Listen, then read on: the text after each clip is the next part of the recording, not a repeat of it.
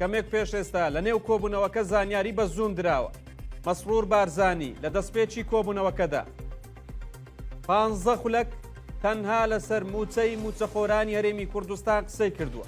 لە کۆبوونەوەکەدا بە وەزیرەکانی گوتووە لە دوو ڕۆژی ڕابردوودا نامەیەکی ئاراستەی دادگای فیدراڵی عێراق کردووە، داوای لێ کردووە سکاڵای موچەخۆرانی هەرێمی کوردستان بۆ دەرکردنی بڕیارێکی وەلایی پەیوەست بە دادگای فیدراڵی بۆ هەڵوەشانەوەی بڕیاری وەزارەتی دارایی عێراق پەیوەست بە ڕاگررتنی موچەی موچەخۆرانی هەرێمی کوردستان هەڵبوەشێنێتەوە بڕیارەکە ڕابگرێت تاوەکو سکاڵاکە یەکلا دەکرێتەوە ناردنی موچەی موچەخۆرانی هەرێمی کوردستان بەردەوام بێت. قسەی زیاتریشی کردووە لە کۆبوونەوەکە، گوتوویەتی پەیامی سیاسیمان بۆ بەغداد ناردووە کە ڕاگررتنی موچەی موچەخۆرانی هەرێمی کوردستان بڕیارێکی سیاسیە لەلایەن حکومەتی هەرێمی کوردستان و خەڵکی هەرێمی کوردستانەوە.